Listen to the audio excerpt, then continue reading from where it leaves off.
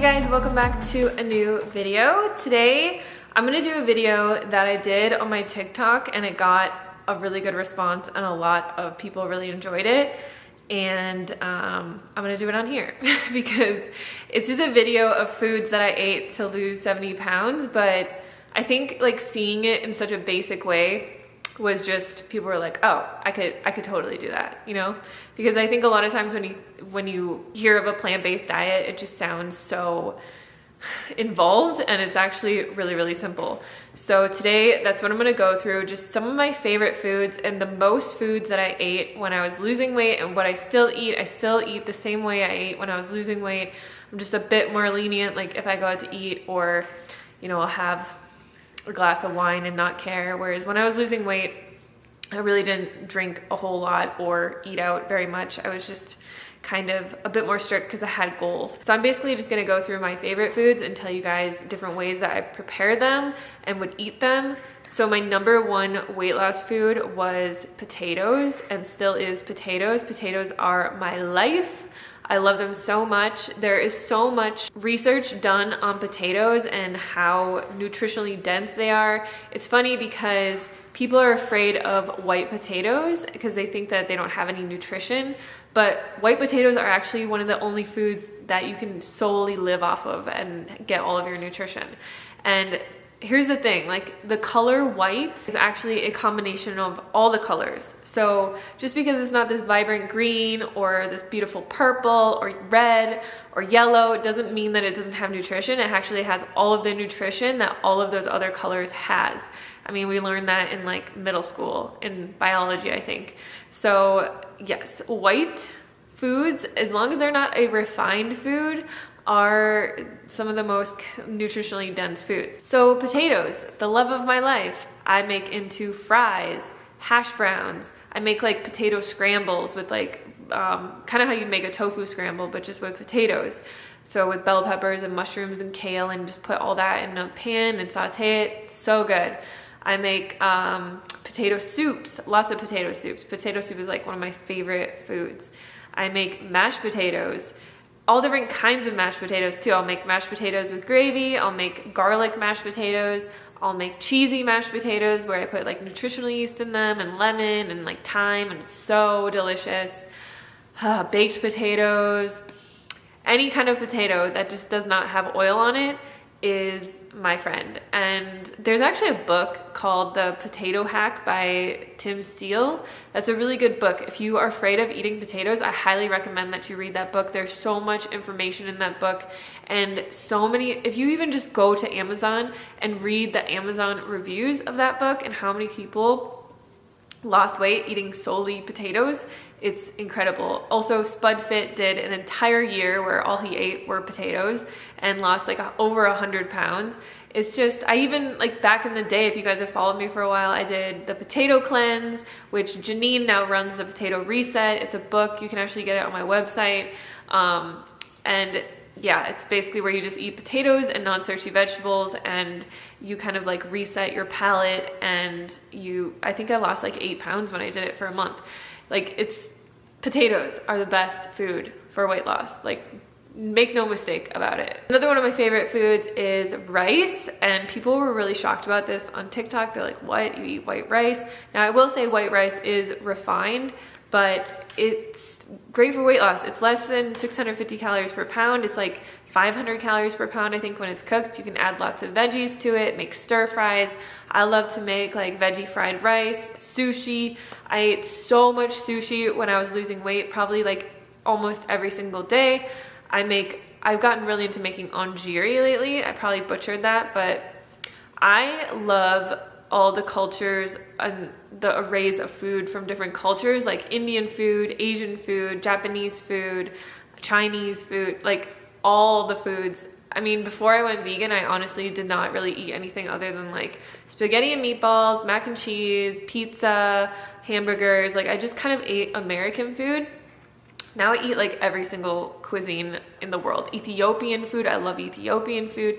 There's so many different kinds of foods to eat, and like rice is the base of most cultures, and most other cultures, especially in Asia, Southeast Asia, like they live primarily off of rice, and they are, look at a lot of people in those that live in those areas. They're very thin. They don't have lots of instances of the diseases that we have in the Western world. Not that they don't obviously deal with their own diseases and stuff. It's everywhere. Rice is life, is all I'm saying. I also love rice noodles and soup, like making rice noodle soup. Basically, like, soup is my next my next favorite food, but I'll just wrap it into this one. Like making, I always say like vegetables are the lowest in calorie density. Obviously, I ate lots of veggies with all of my meals and things like that, but water is even lower in calorie density, and soup is one of the best foods you could possibly eat. I ate so much soup. Like, it's just so filling. I love making like a nice miso broth with just a little bit of miso paste. I'll put some carrots, spinach, onions in there, and like maybe a little bit of other veggies like mushrooms and stuff, and then put a bunch of rice noodles in it and make this like really delicious just rice noodle soup. I love rice paper. You guys know that I'm obsessed with my spring rolls. Like, you can even cut up those rice papers and make them into noodles. I love every kind of rice: brown rice, white rice, yellow rice, sushi rice, sticky rice, jasmine rice, like all the rice. Love it. Another one of the foods that I really love is tofu, and people get like really weird about tofu. I mean, it is a bit more of a processed food, but I feel like for me, it's so filling and satiating, and it just takes my meals to like another level of satiation. Like, I love obviously all of the whole plant foods like rice and beans and vegetables and fruits and things, but I could not live without tofu. I just love it. It has such a, when you prepare it the right way, it has such a nice texture. It absorbs all of the like the marinades that you put on it. It's so flavorful. It's like this blank slate. You can do whatever you want with it. You can make it crispy. You can make it soft. You can put it in soups. You can put it in spring rolls. You can put it in, like, just have it on top of rice bowls and make crispy tofu in your air fryer. My favorite thing to do with tofu is I press it. And this is like one of the biggest things that I think people don't like tofu because they don't know how to prepare it. You have to press your tofu, and when you press it with a actual tofu press, I'll like show one up on the screen. I'll link my favorite one below. It's like a spring-loaded press, and you press it, and it just, over time, it takes about half a cup of water out of the tofu, and it makes it really, really dense. And then you can, that's how it's able to absorb all of the other like marinades and things that you put on it. If you just like take tofu out of the box and like pat it dry and put it, it's like too spongy. It has too much water in it. It doesn't absorb any flavor. It doesn't taste good. Like, and I don't even like it like that. Getting a tofu press is game changing. If you're plant-based and you don't like tofu, try it out. Like, I like to just press it, put a little bit, like I'll chop it into pieces, put a little bit of soy sauce and garlic powder on it, put it in my air fryer for about 10 minutes on 400 degrees. It gets like nice and crispy, and it's so good. I could just eat it like that all by itself, like with nothing else. It's just amazing. When I was losing weight, I also ate a lot of oatmeal. People are weird about oatmeal. Some people love it, some people hate it. And I feel like this is another thing. You have to get your ratios of water and oats down.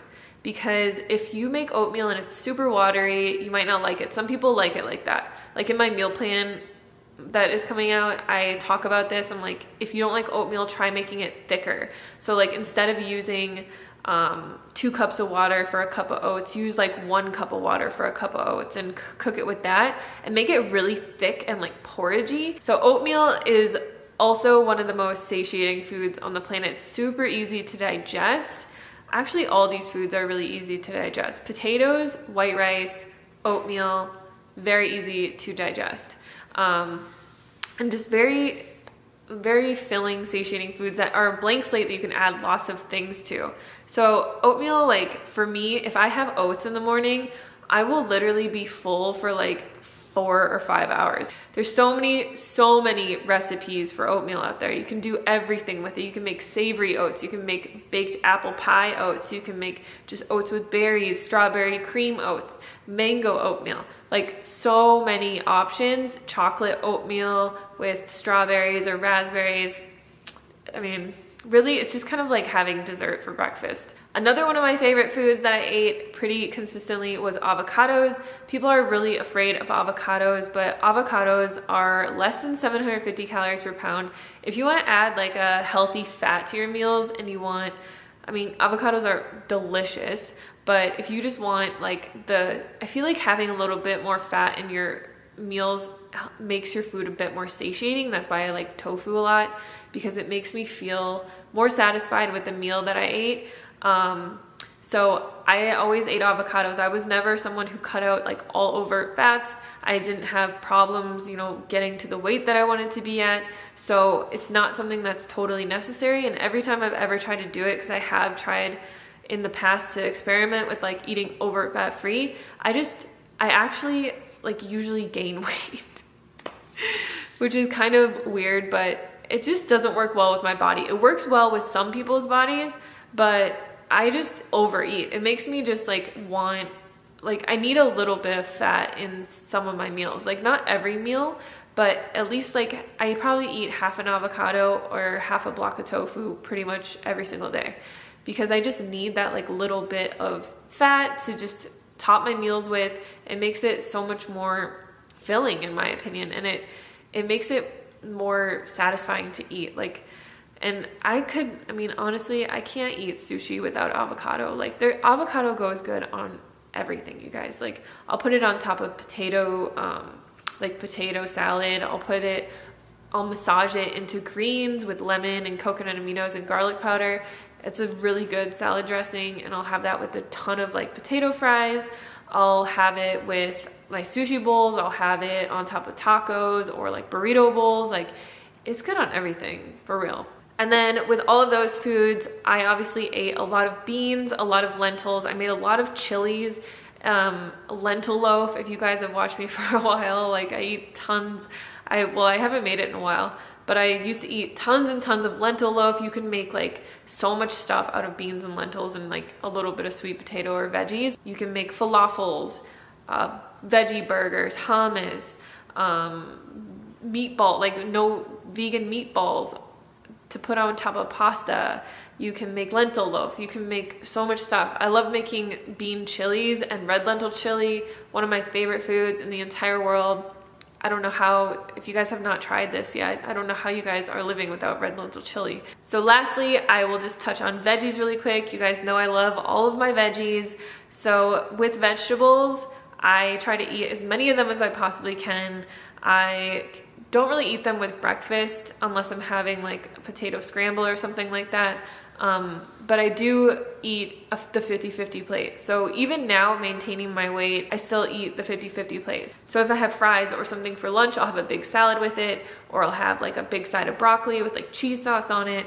I always make sure that half of my plate is vegetables and half of my plate is whole starches. And this is like just, it's a game changer. If you have been struggling to lose weight and you haven't been eating the 50-50 plate, I highly recommend it. It is so easy. Just find your favorite vegetables. They could be raw vegetables, they could be cooked vegetables, any kind. For a long time, I just ate like a ton of air fried zucchini, or I would just have like a salad with, like I said, the avocado massaged into it with my fries or my mashed potatoes. I think I did touch on fruit too, but I will say obviously fruit is very low in calorie density. I didn't eat a ton of it because I eat more of a starch-based diet, but whenever I get hungry in between meals, I always eat fruit for snacks because it's like portable. You don't have to cook it. All you really have to do is either eat it or like peel a banana, and it comes in its own little packaging. It's so easy to bring with you.